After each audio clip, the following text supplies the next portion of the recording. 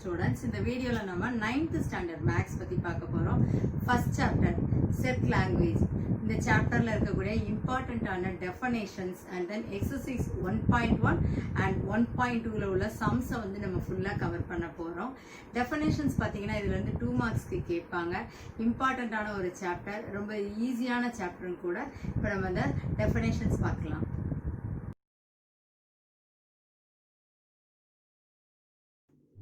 Students, now I am going to teach you the important definitions which is going to be very useful to you. So take your notebooks and make a note of it. In the end of this video, you will get a clear understanding on the topic set language. In our daily life, we often deal with collection of objects like books, stamps, coins, etc. Set language is a mathematical way of representing a collection of objects. Next, we will see the definition of set. A set is a well-defined collection of objects. The objects of a set are called its members or elements. செட்டுக்கான definition தான் இப்போ நீங்கள் பார்த்துட்டு இருக்கிற இந்த 2 line. இது 2 லைனில் ஈஸியாக நம்ம 2 மார்க்ஸ் வாங்கிடலாம். நம்மளால் டிஃபைன் பண்ணி கலெக்ட் பண்ணக்கூடிய ஆப்ஜெக்ட்ஸ் தான் நம்ம வந்து செட் அப்படின்னே சொல்கிறோம். அந்த செட்டுங்கிற நேம்லேயே வந்து அதுக்கான மீனிங் நமக்கு கிளியராக இருக்குது. இன்னும் இதை பெஸ்ட்டாக உங்களுக்கு சொல்லணும் அப்படின்னா சிம்பிளாக எக்ஸாம்பிள் வந்து உங்களுக்கு நான் இந்த வீடியோவில் காமிக்கிறேன் பாருங்கள். ஸோ நெக்ஸ்ட் பார்த்தீங்கன்னா எக்ஸாம்பிள் வந்து the collection of all books in a district central library. இப்போ லைப்ரரி அப்படின்னாலே அங்கே நமக்கு தெரியும் புக்ஸ் நிறையா இருக்கும். அதுவும் எக்ஸாக்டாக என்னென்ன கேட்டகரிஸ் அப்படிங்கிறதையும் கிளியராக கவுண்ட் பண்ணி அதை ஒரு ரெக்கார்டாகவே நோட்டில் வந்து எழுதியே வச்சுருப்பாங்க. ஸோ நம்மளால் எக்ஸாக்டாக அப்படி டிஃபைன் பண்ணுறது தான் நம்ம வந்து செட்டில் எடுத்திருக்கோம். த நெக்ஸ்ட் எக்ஸாம்பிள் பாருங்கள், the collection of all colours in a rainbow. We know the colors in rainbow. 7 colors இருக்கும், ஒண்டர்ஃபுல்லாக இருக்கும். நம்மளோட இயற்கையிலே பார்த்தீங்கன்னா அது நமக்கு பார்க்குறதுக்குங்கிறது ஒரு அந்த வியூங்கிறது வந்து ரொம்ப ஒரு ஹாப்பியான மொமெண்ட்டாக இருக்கும். ஸோ நெக்ஸ்ட்டு பார்த்தோன்னா நம்ம யூஸ்வலாக வந்து ஹியூமன்ஸ்க்கு நம்ம நேம் வச்சுருக்கோம் இல்லையா, இதே மாதிரி செட்டு கூட பார்த்தீங்கன்னா நம்ம வந்து அல்ஃபபெட்டில் வந்து டினோட் பண்ணுவோம். A set is usually denoted by capital letters of the English alphabets.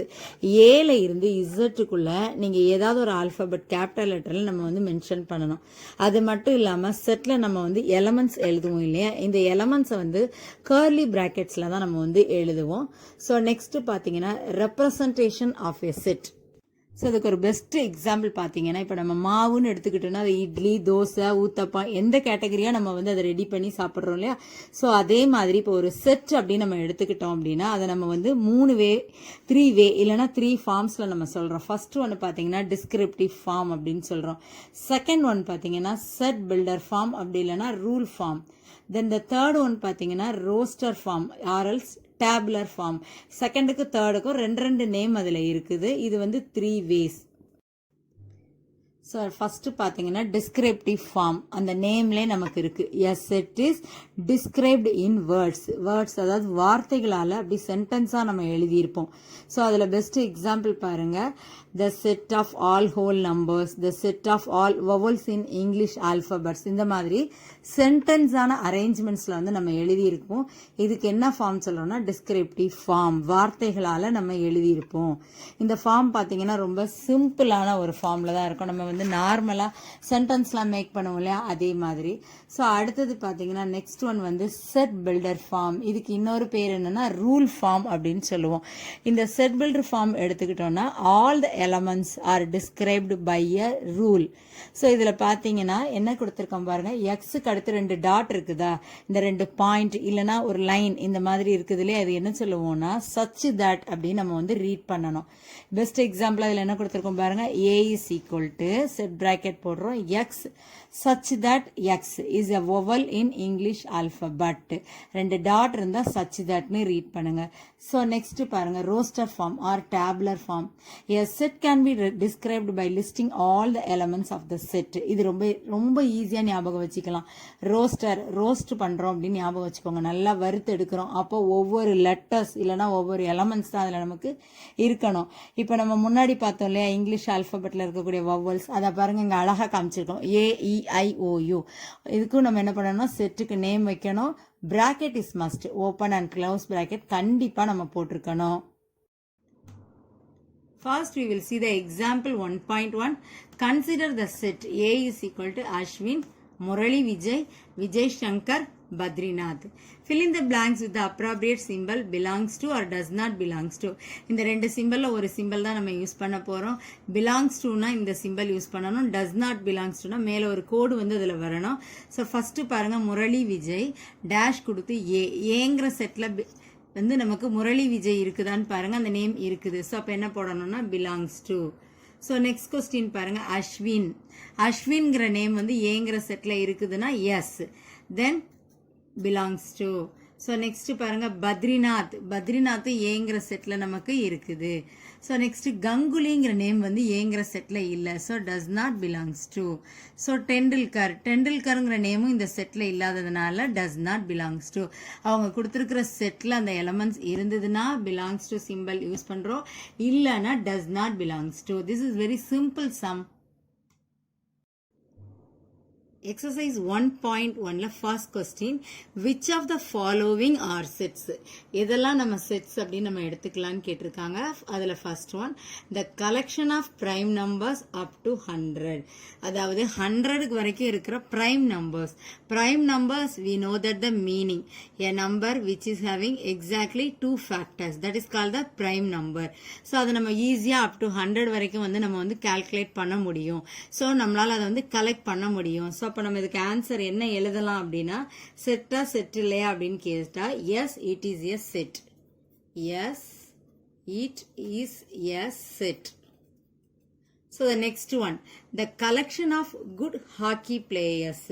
Actually hockey players எத்தனை பேர் அப்படின்னா we can able to count. But அங்க என்ன கொடுத்துருக்காங்க பாருங்க, குட் அப்படிங்கிற வேர்டு வந்துருச்சுன்னா அதை நம்ம வந்து செட்ல எடுத்துக்க வேண்டாம். அதுக்கு என்ன மீனிங் அப்படின்னு சொன்னோம் அப்படின்னா, the word good is not well defined. So இதுக்கு ஆன்சர் நம்ம என்ன எழுதலாம் அப்படின்னா, no it is not a set. No it is not a set. இதுக்கு நான் என்ன ரீசன் சொன்னேன் அப்படின்னா, இந்த குட்ங்கிற வார்த்தை வந்து is not well defined. So அதனால இது ஆன்சர் என்ன எழுதணும்னா, no it is not a set. So set அப்படின்னா நம்மளால கவுண்ட் பண்ண முடியறது, கலெக்ட் பண்ண முடியக்கூடிய திங்ஸ் வந்து நம்ம வந்து செட்ல கொண்டு வரோம். நாட் அ செட் அப்படிங்கிறது வந்து நம்ம வந்து எக்ஸாக்டா அதை வந்து டிஃபைன் பண்ண முடியாத ஒன்று. செகண்ட் சம் பாருங்க, list the set of letters of the following words in roster form. ஆக்சுவலாக அந்த ரோஸ்டருங்கிறது ஒரு கீ பாயிண்டாக நம்ம எடுத்துக்கலாம். இது என்னன்னு பார்த்தீங்கன்னா, நான் இப்போ பிளேவே மெத்தடில் வந்து நான் சொல்கிறேன்.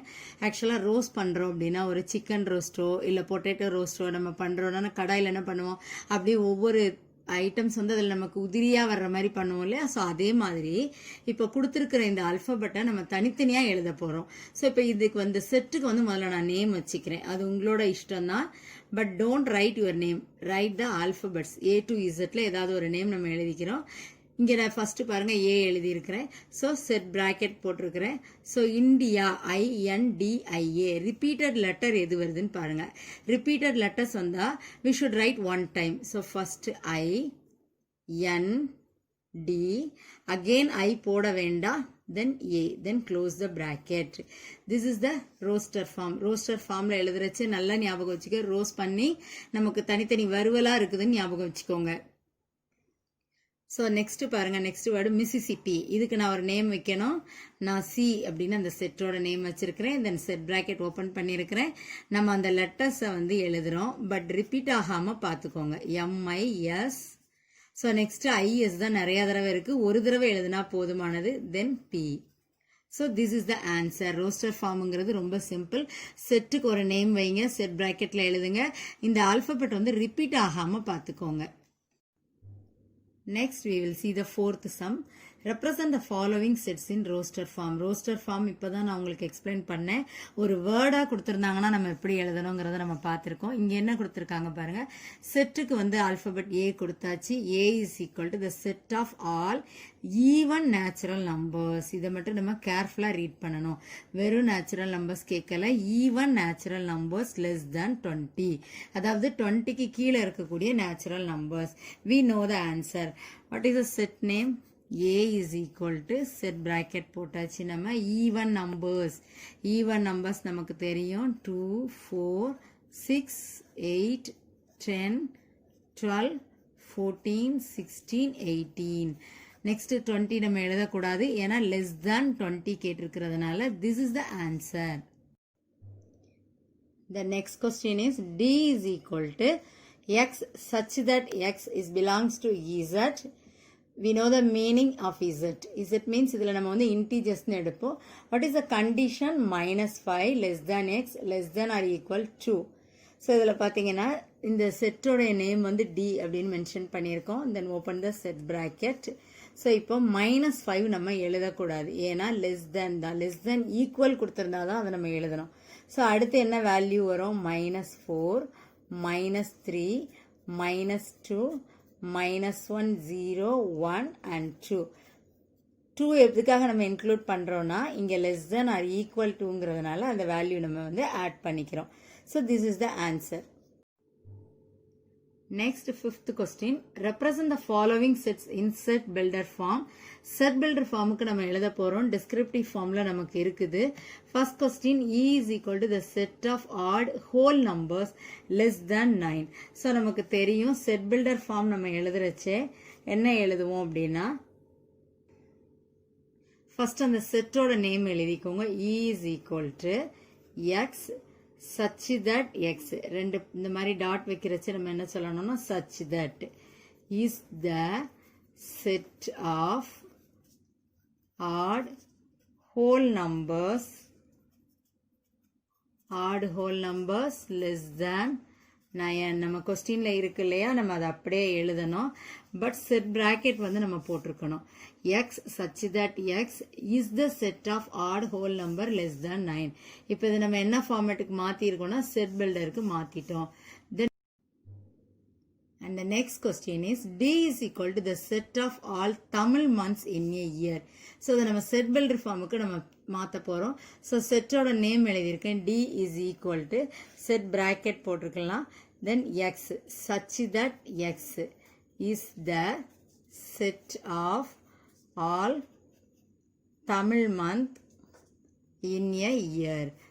ஸோ இதுதான் இதுக்கான ஆன்சர். நமக்கு செட் பிராக்கெட் வந்து க்ளோஸ் பண்ணிக்கலாம். X such that X is the set of all Tamil months in a year.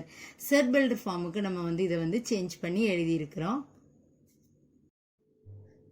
Sixth question, represent the following sets in descriptive form. Descriptive formனாலே நம்ம கொஞ்சம் டீடைல்டாக எழுத போகிறோம் தான் மீனிங்கு. ஸோ அதில் கொஸ்டின் பாருங்கள். P is equal to January June July. இதெல்லாம் பார்த்தா நமக்கு என்ன ஞாபகம் வரும்? மந்த் வந்து கண்டிப்பாக ஞாபகம் வரும். அதுவும் பார்த்தீங்கன்னா ஸ்டார்டிங் லெட்டர் பாருங்கள், எல்லாமே ஜேன் ஸ்டார்ட் ஆகுது. ஸோ இதை நம்ம இப்போ எப்படி எழுதலாம் அப்படின்னா, the set of English months, the set of English months starting என்ன லெட்டரில் ஸ்டார்ட் ஆகுது அப்படின்னா ஜேல, ஸ்டார்டிங் வித் ஜே. ஸோ இதுதான் இது எழுதக்கூடிய நம்ம சிம்பிளான answer. The set of English months starting with J. So next question பாருங்க. Q is equal to செட்டோட நேம் நம்ம எழுதிக்கிறோம். இதில் இருக்கிற நம்பர்ஸ்லாம் நமக்கு பார்த்தாலே தெரியும், ப்ரைம் நம்பர்ஸ். ஸோ இப்போ ப்ரைம் நம்பர்ஸ் எதில் ஆரம்பிச்சிருக்காங்க பாருங்கள். 5க்கு அப்புறம் நமக்கு வரக்கூடிய நம்பர் 7லேருந்து 29. 29க்கு அடுத்து என்ன ப்ரைம் நம்பர் இருக்குன்னா 31 தான் இருக்குது. ஸோ இப்போ நம்ம என்ன எழுதலாம் அப்படின்னா, the set of prime numbers, the set of prime numbers between எந்தெந்த நம்பர்ஸ்க்கெலாம் நடுவில் நம்ம பார்க்குறோம் அப்படின்னா 5 and 31. The set of prime numbers between 5 and 31. prime numberனா நான் ஏற்கனவே உங்களுக்கு எக்ஸ்பிளைன் பண்ணியிருக்கிறேன். ரெண்டு ஃபேக்டர்ஸ் மட்டும்தான் அதுக்கு எக்ஸாக்டாக இருக்கும். that is called the prime number. I hope that this video is useful to you. For more educational videos, subscribe our Crafts Murasu. All the best students.